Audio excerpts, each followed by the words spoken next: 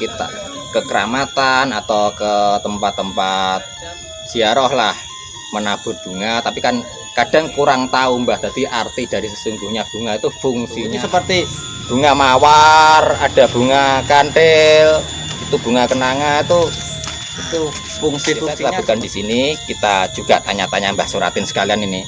Jadi fungsi kembang boreh itu seperti apa?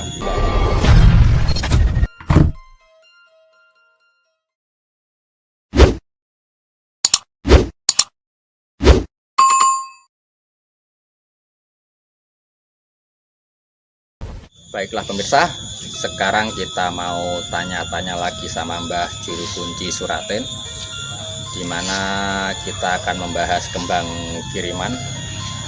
Biar generasi muda kita itu tahu, kita nggak akan menyalahartikan dari sebuah arti kembang itu apa. Mungkin dari Mbah Suratin bisa menjabarkan ke semuanya. Tapi fungsi-fungsi kembang di sini, fungsi bunga untuk mengirim pada tempat-tempat ibaratnya keramatan ataupun tempat-tempat leluhur itu fungsinya apa, biar nggak salah jalan. Mari kita tanya-tanya kepada Mbah Suratin.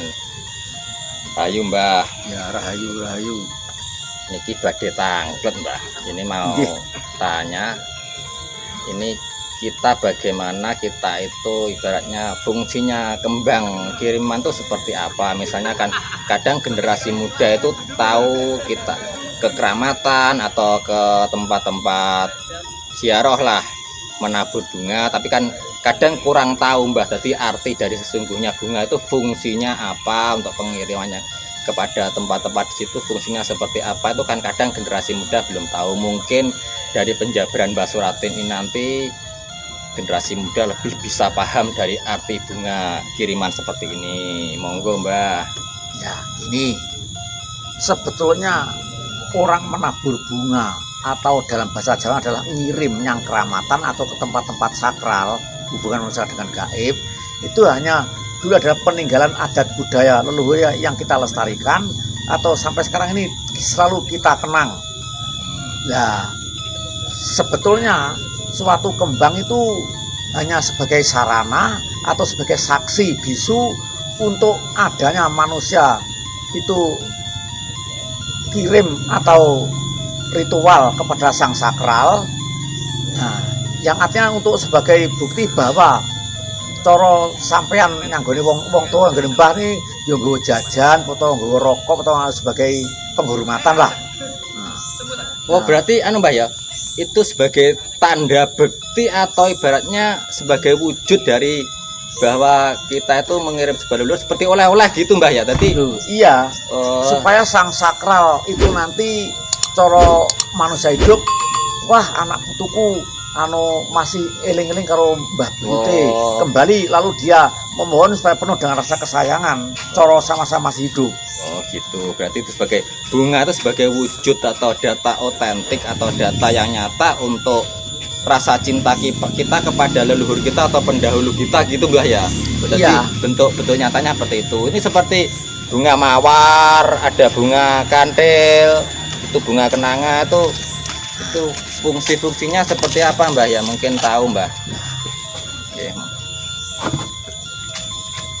Gini Mas, ya sebetulnya setiap manusia mengadakan suatu doa ini hanya sebagai saksi dan teman atau bukti atau sarana. Sebab kepada leluhur itu tidak pakai kembang juga tidak apa-apa. Karena manusia itu untuk menambah nilai budaya yang baik, satu supaya menambah suatu keharuman. Orang yang meditasi atau orang yang berdoa atau di tempat yang keramat harus ada hawarduk atau wangi-wangian. Nah, bukti otentiknya, nah kamu di tempat mana kalau berbau wangi kan kelihatan segar dan kelihatan indah dan kelihatan bisa bangga, bisa meresap di hati. Nah, kalau pada waktu dulu sampai sekarang itu manusia itu memakai kiriman bunga itu juga ada yang bermakna lain-lain. Nah, antaranya maknanya ini dan setiap kembang tuh atau sekar itu setiap manusia bisa mengartikan dan membedakan satu keyakinannya sendiri-sendiri. Oh gitu Mbak ya. Berarti kan di sini kan Mbak ya. Jadi cara ibaratnya itu seperti kita tuh kirim aroma wanginya atau gondo wanginya jadi kayak Mbak ya? Iya, gitu. Oh ya gitu. Nah, setiap manusia itu harus kalau meditasi atau kepada sang sakral harus memakai satu gondo-gondo aroma atau wangi. Oh. Kalau kamu melakukan apa saja itu memakai ini bukti otentik adat kuno. Oh, berarti ini lebih alami, kita mengambil dari alam, kita kembalikan, ibaratnya kita bakti sama leluhur dengan pengiriman bunga-bunga seperti ini gitu Mbak ya. Jadi fungsinya selama ini itu kita mengirim pada leluhur itu fungsinya seperti itu. Berarti Ya. terus ada lagi Mbah ya, matanya ada yang apa itu? Seperti ini Mbah ya. Ini ada, kalau ini tambah boreh nih loh. Ini kan ada borehnya nih Mas. Tuh. Ini Ya. tersendiri. Ini Kalau ini kan apa itu bunga boreh. Jadi bunga boreh itu katanya kan nggak tahu kadang nih. Nah, biasa kita taburkan di sini, kita juga tanya-tanya Mbah Suratin sekalian ini. Jadi fungsi kembang boreh itu seperti apa? Gini Mbak ya. Kembang boreh itu ada ketika saya ke tempat lain tuh ada kembang boreh. Kembang boreh itu fungsinya untuk apa sih Mbah? Nah, gini. Kembang boreh, kembang telon, kembang setaman itu berbeda. Kalau kembang setaman adalah kembang sak taman, sak akakai kembang menjadi satu. Nah, kalau kembang telon, kembang untuk para leluhur. Tapi kalau kembang boreh itu adalah suatu lambang kehidupan manusia. Manusia lahir sampai tua diborei. Oh gitu ya. Tegese dalam arti kata supaya bisa langgeng hidup di dalam dunia sampai panggilan Tuhan. Oh berarti itu dikhususkan untuk anak atau gitu Pak ya? Ya, bukti otentiknya bayi lahir diborei. Oh berarti Nah. fungsi dari bayi lahir ketika diborei itu seperti gitu ya Mbak ya? Kembang boreh. Lalu masang hari-hari atau itu juga ada borehnya. Oh ada Nah. borehnya ya. Coro dikatanya adalah batur. Mm-mm. Terus ke orang-orang yang melaksanakan satu apel kembang itu juga diborei untuk keselamatan jiwa dunia sampai akhirat.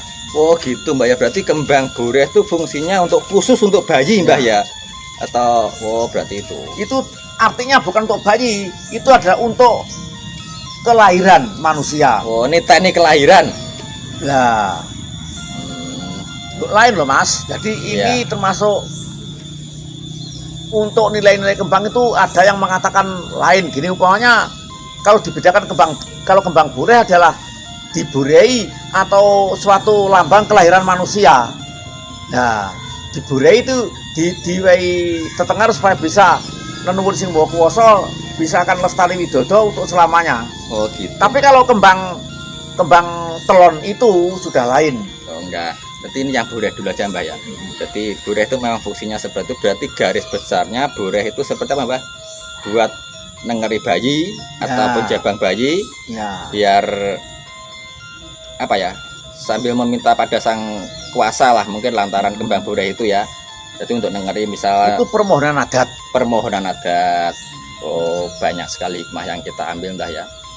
Mungkin disinilah bincang-bincang kita sama Mbah Suratin tentang bahas masalah bunga kiriman dan bunga boreh. Mungkin ada hikmahnya bagi para penonton atau apapun, mungkin bagi yang kurang paham bisa paham, atau mungkin ada yang kurang cocok dengan konten seperti saya mohon maaf. Tujuan kita hanya berbagi, menambah pengetahuan dan pengalaman. Bila ada kata yang salah dari saya dan Mbah Suratin, saya mohon maaf. Terima kasih Mbah Suratin ya. Ya, terima kasih. Ya. Salam bahagia lewat angin sedang. Oh iya, terima kasih Mbak.